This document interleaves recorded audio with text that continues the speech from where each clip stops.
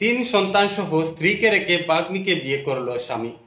আগে তিনটা বাচ্চা হয়েছে, কোনো দরবার দিয়ান কিচ্ছু নাই। আর আমার ননহরির জালের ফুড়ি আমার বাঘ নি লাগুন তাই না আইতা যেত আমার বাড়িতে, এরপরে তানে বিয়া করছে। চাঞ্চল্যকর এই ঘটনাটি বড়খলা বিধানসভা কেন্দ্রের নগদ গ্রামের।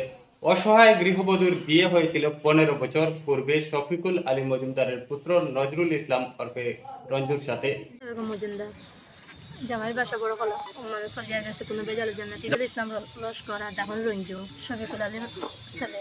বিয়ের 10 বছর অতিবাহিত হলে নজরুল তার এক বাগ্নির সাথে অবৈধ সম্পর্কে লিপ্ত হয় এবং 3 বছর আগে ওই বাগ্নিকে বিয়ে করেও ফেলে এবং তাদের ছেড়ে চলে যায়। ইসলাম লস্করে এরপরে তো ওখানে তখন আমি বাচ্চা তিনগুলো রেখে লাগাইতাম, আমার তো হরড়ি। এর কদিন পর 3 সন্তানকে নিয়ে বিপাকে পড়েন নজরুলের স্ত্রী সুফিয়া বেগম মজুমদার। নিজের বাবা মা নেই, ছোটবেলায় অন্য একজন সুফিয়াকে লালন পালন করে নজরুলের সাথে বিয়ে দিয়েছিলেন।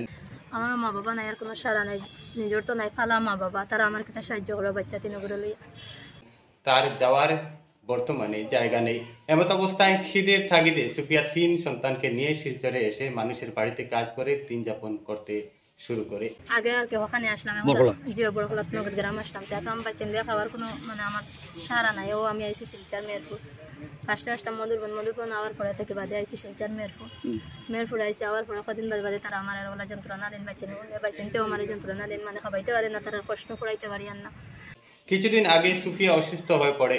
কোনোভাবে তার স্বামীর সাথে যোগাযোগ করে সাহায্যের কাতর আবেদন জানালে স্বামী তাকে বিভিন্ন হুমকি ধমকি দেয় বলে জানায় গৃহবধূ সুফিয়া। তো আমি দই গেছি বেমার হওয়ার পরে বাচ্চা মধ্যে ভিক্ষা করেন, তারা বাবারে কইলাম দেখো তোরা আমার সাহায্য করো তুমি, তাই না আমার তার কোনো সাহারা নাই।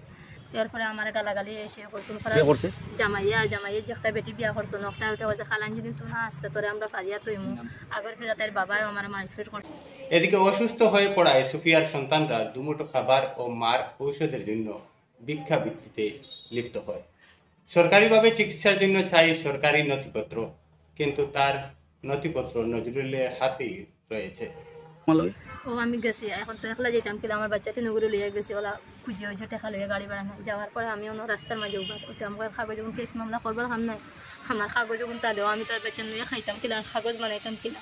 কোনো মতে গত 13 জন কালাইনে বসবাসরত নজরুলের সাক্ষাৎ করে নিজের নথিপত্র নেওয়ার জন্য গেলে সেখানে গিয়ে নজরুল বাহিনীর শিকার হন সুফিয়া সহ তার সন্তানরা।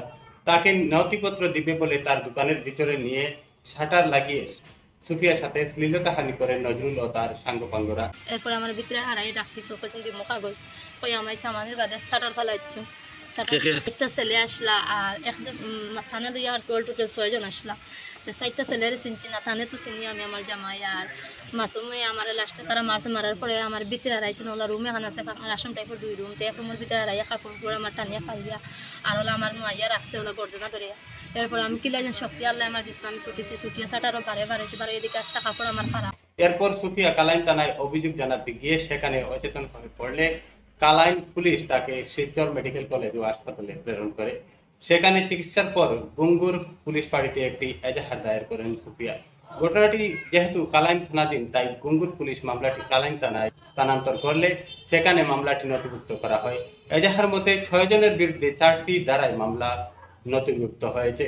বৃহস্পতিবার সুফিয়া ও আইনজীবী দেবরাজ চৌধুরী সাংবাদিকদের সামনে বিষয়টি তুলে ধরে বলেন, পারার পরে বাদে আমার ফুয়া শার্ট একটু দিছে ওগু ফির দিয়ে আমি আইসি থানাত নাকাদি রক্ত করে থানাতে গেলে খালি ও বাজু আইসি আওয়ার পরে থানার বারিন্দা তুটি এলে আমি পড়ে গেছি আর কইতে পারতাম না কিতা হয়েছে। এর বাদে 1-1.5 ঘন্টা বাদে আমার ও ফুয়া উঠে হয়েছে আমরা মার কিতা করে বাদে পানি আনি খাবো। বাদে আমার ফুয়া আমার ছোটো ফুয়া আমার পানি আনি খাবাইছে আর বড় ফুয়া যা করে মেডিকেল করানোর পরে খালাইন থানা ওটা কইছে মেডিকেলে কইছে ইনজেকশন মারার লাগে তোমার তো খানি নাই আর আইসা কেস লেখাইছে লেখানোর পরে ও মাসুমন্দার নাম তো আর হিতা পাটির জানি না, খালি মাসুমে যে কাপড় বাড়িছিল তেরা ফুরতান বাড়ি কাপড় দোকান দিন খালেন বাজার ও তার নাম চিনি আর আমি আর মাসুমের নামে দিছি আর হিটার পারছি না নাম তো আর জানি না। আমার উচিত বিচার খান্তা চাই। আমি 3টা বাচ্চা লইয়া আমার জামাইয়ে বিয়া করি, আমার আজ তখন কষ্ট জামাইয়ের বা হৌরেও মাড্ডা ধরিয়া গেলে ডকুমেন্ট খুঁজাত গেলে তখন তো আমার ন্যায্য বিচার চাই। ওই যে সফিয়া বেগম আমার ক্লায়েন্ট অ্যাকচুয়ালি তাই আগে একটা তাই হাজব্যান্ডের সাথে তাই বিয়া হয়েছিল, তার নাম নজরুল। তো বিয়ার পরে 3টা বাচ্চা, তো এই 3টা বাচ্চা রাখা সত্ত্বে যে তার বাগ্নি আরেকটা তার ঘরে আওয়া যাওয়া করতো। ওইটার সঙ্গে বাকি আগে একটা বিয়া হয়ে গেছে। তারপরে যখন তাই যেত অলওয়েজ তাই নির্যাতন করা হইতো, মারধর করা হইতো, শ্বশুরবাড়িও মারে, বর্তমানে যে তার বউ আছে তার বউয়ের বাবাও মারধর করে। তো ওইটা নিয়ে আমার কাছে আইসলো। আমি আমার পরে আমি বললাম যে তোমার ভোটার আইডি উইডি রয়ে গেছে, বাচ্চারা স্কুলে মানে ভর্তি ভর্তি হওয়ার না। আপনি কি তান অ্যাডভোকেট? আমি তানে অ্যাডভোকেট। তো আমি আচ্ছা, তো আমি তানে একটা এফআইআর দেওয়ার আগে আমি বলছি তুমি আগে একবার থানার যাও, গিয়ে থানারে ব্যাপারটা জানাইও। তো ব্যাপারটা যখন থানার জানানো হয়েছে, থানা কোনো এফআইআর রাখছে না। কালাইন থানা হয়েছে না, আমরা তো এরকম কিছু ওখানে রাখতে পারতাম না, তোমার তো এটা তুমি যাও গিয়া। তো ওইটা 13 জুনের কথা। তো 13 জুনে তাই আওয়ার সময় তার জামাইয়ের যে বর্তমান দোকানটা আছে কালাইন বাজারে, এখানে একটা 4 দোকান আছে। এখানে যখন সামনে দিয়ে গেছে ছেলেরা বাচ্চারা কইছে আব্বা আব্বা, ওই তো আব্বা। তখন তাই ওইটা জিজ্ঞাসা যে তুমি দিকে আমার ইয়াটা দিলাই না, আইডি উইডিগুলো দিলাই না। ওই সময় তাইরে দোকানের ভিতরে ঢুকাইয়া, এবং তার মালিক আসলো সাদ্দাম হোসেন না, ও মাসুম আর তার জামাইয়া তার হাত ধরিয়া টানিয়া তার একটা শার্টারের ভিতরে নিয়ে তার কাপড় চোপড় ছিড়িয়া, তারপরে তার সঙ্গে আরো 3-4 জন সেই ছেলেরার সঙ্গে আরো 3-4 জন আসলো, যারা মোটামুটি তারা গ্যাং রেপ করার চেষ্টা করছে। ওই পরে তো আমারে ফোন করছে, স্যার ওরম আমার সঙ্গে ওইরকম হয়েছে। আমি তখন শিলচার, এখন আমি আইতে পারতাম না, তুমি এখানে কোনো মরিদ দিয়ে একটা লেখাইয়া থানার কেস দাও। তো তাই গেছে থানার গিয়ে তাই বেহুশ হয়ে গেছে। তারপরে মেডিকেল থেকে এই কেসটা একটা হয়েছে, যেটা কেস কালাইন থানার পরে দিকে এটা নিয়ে রেজিস্টার করা হয়েছে। Kalain PS case number 182/24, section এখানে 324, 354B, 506, 498A, 34 and 341 IPC। কোথায় লোক আজকে দেখুন সে একটা মহিলার সঙ্গে অত্যাচার এরকম আমরা মানতে পারি না। তাই একটা মেলুক মানুষ তাই এইরকম দোকানের ভিতরে ঢুকাইয়া অসহায় মহিলারা কাপড় চোপড় ফাড়া, এটা খুব নিন্দাজনক ঘটনা, যেটা মানে ঘটলো তাই সঙ্গে আর কি।